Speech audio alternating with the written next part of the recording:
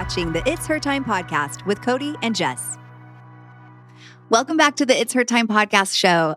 For those of you who are new here, my name is Cody Sanders, and I'm a holistic health practitioner and a functional nutritionist. And my favorite thing is to talk to us girls all about our amazing bodies so we can better understand how to take good care of ourselves, and be able to show up as our best selves every single day. Now, today we're going to talk all about how to exercise with our unique cycle. You may have noticed that there are times during your monthly cycle where your motivation and your physical stamina are just lacking when it comes to your fitness routine. No matter how motivating your trainer is while telling you to push through one more rep, or the Peloton instructor who's saying push, you may just find that there are times where you just aren't feeling that motivation. This isn't because you're lazy. Instead, the secret lies in our unique female monthly cycle and what day of the month it is for each of us. On today's episode, we're going to discuss all the science about how to exercise with our cycle. But before we go into all of this, let's join Jess for a Mixers Girls Say. On today's Mixers Girls Say, we are going to actually talk about some mixers in the future products. Dropping some hints. I'm like, dropping some hints, I'm like, girls. You how hesitant was I? I'm like, what should I say? Over here at Mixers, we're really trying to create a product line that gives women every single supplement they could need from morning till night, and enjoy them, have them be something so delicious, have them be fun to use, easy to take on the go, on vacations, whatever. Mm-hmm. We want mixers in your life. And something really fun, a little hint, is that mixers will actually be expanding and helping to take care of some other people in your life. Smallish people in your life. Yes. And we'll leave it there. So we're excited for some upcoming products. Yes. And another product that we're excited to have in the lineup is something that will help the Mixers women have more luscious hair, beautiful, strong nails, some glowing skin, and you're gonna feel glamorous. Less fine lines. Yes, I think that we suck at this game because I think we're being too obvious. They're like, so we know it's this, we know it's this. Hey, it's fun. We think it's actually fun to have some insiders and have women know what we're up to. We think that these products will be really fun for women to add into their lives and to add into their homes for other members of their families, or just people around them that they love and want to take care of, because we do recognize that a lot of your Mixers products are being used by other individuals in your home. Which we love. We love that. But we wanted to make something more specific for some of these people. Yeah, I can't wait. When it comes to why we choose the products that we do end up creating and formulating for you girls, there's a lot of thought that goes into it. It comes from a lot of feedback from a lot of you. But we also aren't like just wanting to just throw spaghetti at the wall and just throw out these crazy ideas. It's more like there's a purpose behind it. We want our products to actually stand apart and be something that will be effective for you. And so there's a lot of time and energy that goes into it. So that's why you can tell that we get very excited, because the anticipation builds in us. We just can't wait to introduce some of these helpful products to you. We can't, into the world, but we love having you as our podcast and YouTube community be like the first in the know. This is why you want to be here, girls. This is why you tune in every single week, because there's lots of ways that we love to kind of drop hints and let you guys be in the know a little bit sooner than some of the other areas of our community. So we love it. Thank you for being here. And now let's get into the episode. Mixers is a company made for women by women. Each of our products have been carefully and lovingly crafted to support you in all stages of your life, providing you with the optimal health you deserve. Each ingredient we handpick is 100% all natural, backed by science, and chosen specifically to better your life physically, mentally, and hormonally. Each product empowers your body to take charge of its monthly hormonal shift and flows, empowering you to live life to the fullest. Let Mixers take care of your needs from sunup to sundown, and you take care of the rest. Check us out at mixers.com, Mixhers. Okay, as it turns out, most research in fitness, as we've talked about many times on this show, is done on men and then just applied to women. That means the fitness routine that you may have felt like you failed might not be because of your willpower, but because it was developed for a non-cyclical creature like a man and was just then deemed good enough for you. You're not a failure. You're a uniquely cyclical creature. Many women notice a big difference in the quality of their workouts during their menstrual cycle because of the fluctuating hormone levels. So I'm here to tell you that the secret to exercise success is syncing our cycles to our fitness routine. Let's get right into how we do this. To sync our cycle to our self-care and fitness routine, we first need to understand some basics. While the period is the most noticeable part of the cycle for most of us, it isn't the only thing we want synced up with our workouts. Now, I'm going to ask you girls, are you tracking your cycles? I know many of you are because we talk about the benefit of it all the time on the show. For those of you who are not yet, or for those of you who are looking for a really easy and fun way to track your cycles, make sure to download the Mixers Period Tracking app. You'll get a daily view on where you are each day and what phase you're in, which is so fun and unique, compared to other tracking apps that are out there. And you're also going to get tips on how to exercise, how to eat, and how to live your best life according to what's going on with your hormones. It's awesome and it's free, so why not? All right, let's go into it. Let's talk all about cycle phasing and your workout. Now, during a woman's cycle, our hormones flow can follow kind of a pretty general pattern. It's going to be a little different for each of us, but here's the gist of it. During days 1 through 14 is considered our follicular phase. And this is from the first day of our period all the way through ovulation. During this time, our estrogen levels start to rise as the body prepares for ovulation. About days 1 through 7, could be less depending on you, our uterine lining is being shed, and that's what's known as our period. Just prior to our period, our estrogen and progesterone levels were at their absolute lowest level in our cycle. But by day 3, estrogen starts to rise again, and also testosterone isn't too far behind it. Now, the next thing that happens is ovulation. All right, so ovulation happens roughly mid-cycle and is only a day-long event. To trigger ovulation, estrogen levels need to be at their peak. And then following ovulation, our progesterone levels also then begin to rise. The day after ovulation is the onset of our next phase, which is called the luteal phase. As far as energy goes, it's good to know that prior to ovulation, our estrogen and our testosterone rise. And so with estrogen peaking and that then triggers ovulation, our energy and our stamina and our mental endurance all is going to feel amazing because it can increase during this time thanks to those hormones. Then we get into the luteal phase. Like I said, this is usually, depending on you again, days 15 through 28. This is the phase after we have ovulated. Our body produces more estrogen at this time to trigger ovulation, which then comes down, but doesn't drop as you move into your luteal phase. During this phase, progesterone then, what it does is it rises up to its highest point. Once the body recognizes pregnancy hasn't been achieved, our estrogen and our progesterone levels then start to decline, which is what is going to trigger our period.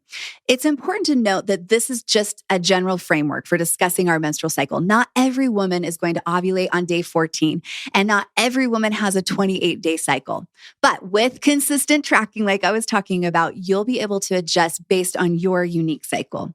Depending on where you are in your cycle, you have different advantages and disadvantages at the gym or on the field.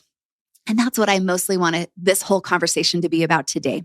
So let's dig into how to exercise with our cycle and then how to leverage our hormones to maximize our energy and even our athletic performance. All right, our hormones, like we've talked about, they fluctuate throughout the month. And these fluctuations can either bolster our workout and many ways, or they can kind of hold us back. So instead of getting frustrated by periodic shifts in our energy or our ability, we can just plan our workouts accordingly to give us the advantage that we're looking for. So I want to go briefly back to the phases because I went through that super fast, but let's go back through again. And we're going to talk about our menstrual phase, okay? This is during our period. Let's talk about how to exercise. So while you're on your period, we may find that a gentle walk or stretching and some easy movement are really the best types of exercise for us to help reduce discomfort. And it's a really great way to match our energy levels. It's normal to have low energy levels the first day of our period and to feel less active, especially if we're struggling with things like cramps or bloating. However tempting it may be to just hit the alarm and stay in bed, I still am going to encourage you girls to get up and move because gentle exercise can actually help to alleviate those cramps and it can actually help to improve our energy. It can also then help to improve and balance our moods and give us just an overall sense of well-being. It may not seem like it, even when the thought of exercise just sounds absolutely torturous, but once you get moving, your symptoms should improve and you'll feel better, I promise. But let's say that you're an athlete. I know I get a lot of girls that say, okay, you've taught me about cycle syncing, but does this mean that I'm automatically weaker and I have to dial back my athletic routine because I'm on my period? Nah, far from it. You might even find that even early in the follicular phase, you're actually able to lift more weight and you can maybe tolerate higher intensity interval training. And you might feel like you can push yourself a little bit more, but this is the bottom line and kind of the continuous theme of this entire episode. I want you girls to learn how to listen to your body and how to honor how you feel. In fact, how you feel is a more important indicator than any doctor or any health expert telling you how it should be. All right, let's go into the follicular phase. This is when your period ends and then as you go in towards ovulation. So we talked about this increased estrogen and testosterone during this phase of your cycle and how it can make it easier for us to work out harder. It's actually a great time also for us to build muscle. This is when cardio and strength training routines can actually feel their best and be most productive. Yes, even while you're on your period, your estrogen levels are rising. So you may find that around day 3 of your period that your energy is up and your exercise stamina begins to follow. And then with each day in your follicular phase leading up to ovulation, you're going to feel this energy like increase. You're just going to feel it grow and grow. So then we hit ovulation. Now, this is just a one-day event. And like we talked about, but the days surrounding it can also leave you feeling even more energized. Around the end of week 2 to the beginning of week 3, which for most women is ovulation time, you may find that you can withstand higher levels of exertion than during any other time of the month. All right, some women will almost immediately, though, as soon as they start getting later into their luteal phase, are going to notice shifts in their exercise tolerance and performance after they ovulate. So for most others, it will be the week before their period. That's when they experience a marked decline in exercise tolerance, along with having trouble with thermoregulating. Our bodies can retain more water at this time, and they're going to have more difficulty cooling down in this phase, which, as you could imagine, can significantly hinder our workout. So staying hydrated with an attention to electrolytes like her hydration prior to exercise can be super helpful, as well as making sure that you're wearing breathable clothing and exercising in a cooler environment. Now, speaking of cool, I think it's super cool to use this information about our body and about this phase we're in to our advantage and to take the time to incorporate more recovery time in our schedule. Leveraging some Pilates and yoga as we near our period can help support our body's needs the best. It's interesting, and I do think it's good to know too, that if you're feeling more hungry right before your period, know that this is totally normal. There's a really good reason for it too. The reason is that our body is slightly less insulin sensitive during this time, and our need for calories is much higher, especially those carbohydrates. There's a reason that we're craving them. So I encourage you girls to listen to your body's needs and eat in a way that you feel is best, or focus on increasing your calories by just 5 to 10%. Take the approach that serves you best. I like to take the approach of adding in more things like fruits and roots. These whole food carbohydrates help to satisfy our body's needs and our cravings during this time the best. All right, bottom line is Tracking our cycle and incorporating different workouts into our routine helps get the most out of our workouts. Plus, it adds variety to our exercise regimen. Tailoring our exercise to our cycle is more than just period syncing, but rather syncing our entire monthly cycle to include the different phases. I want to make sure in this episode to leave you girls feeling like total experts about how to exercise during ovulation, during working out while on your period, and how each phase has its own activities based on the hormone changes that are happening. So let's go through each phase again and let me share with you what the best exercises are for each. I'm just going to give you a list because I think it will be helpful for you to refer to. All right, some of the best exercises that you can do during this first phase, the follicular phase. Remember, after our period's over, our hormone levels begin to increase, and higher levels of estrogen and testosterone during this time make it the perfect time for us to do strength training. Some of the exercises that we definitely want to make a part of this phase is things like running or doing high intensity interval training, cycling, strength training, weight training, and body weight conditioning. All of these are going to feel good and will be super effective because they work with what's going on hormonally for each of us. Now, let's go into ovulation. We experience hormone peaks when ovulating, like we've discussed. We may find that we're feeling super energetic during this time, which is incredible for working out. Anything that makes us burn a few extra calories and sweat a little bit more during this time is ideal. Exercises that you should make sure you're doing during your ovulatory phase are, again, things like high intensity interval training or HIIT, cycling, running, weightlifting, and swimming. These are all things that your body are going to love and be able to recover from really well. Okay, in the luteal phase, let's talk about the best exercises that you can incorporate during this phase. Now, after we've ovulated, we may feel a bit sluggish, especially after the increased energy that we've experienced from the days before. During the first days of our luteal phase, our progesterone is rising and our estrogen levels then start to dip and then come back up again. Then both of these hormones are going to taper off just before our period begins. These fluctuations mean we'll have better energy levels at the beginning of our luteal phase, and then towards the end, we're going to start feeling a little tired and less inclined to exercise. Again, listen to your body and do what feels right to you. At the beginning of the luteal phase, you're going to find that you want to continue with things like your HIIT, your running, dance, or spin class. But if you find that your endurance dips and you're less inclined to push through like you did a week or two before, that's okay. Just adjust without question, because I promise you girls, it's not going to make or break you. Towards the end of the luteal phase, I'm going to suggest that you incorporate more things like low impact cardio and walking or hiking or yoga. Swimming is always great, and also Pilates. You can, of course, continue any form of exercise that you prefer through any time of your cycle, and then just modify it. Modify the intensity to match your energy and hormones in that phase. I just know for me, but before I understood all of this, I felt so frustrated and would just try to push through, even when my body was like, please stop, don't do it. And, I just had that, I don't know, I guess you call it that go big or go home kind of approach. And I'm here to tell you that it didn't work. I just end up exhausted, and my pants actually would end up feeling tighter. And I just know now that that approach is actually counterproductive when it came to my goals. So I think you girls can probably relate to all of that, because I hear from so many of you that are like, I have felt so good. I had all this energy and I felt like I was getting in shape and I was increasing my endurance and I was building my strength. And then all of a sudden I just felt like I'm a beginner again. So if this sounds like you, then just know this is not necessarily like you're not progressing. It might just be that your hormones are trying to tell you that you need to ebb and flow with your hormones, depending on what phase of your cycle you're in. Okay, so let's talk about our period, our menstrual phase. Like I mentioned before, it's not only safe to exercise when you're on your period, but it can actually help with some of the symptoms that can accompany the first few days of our period.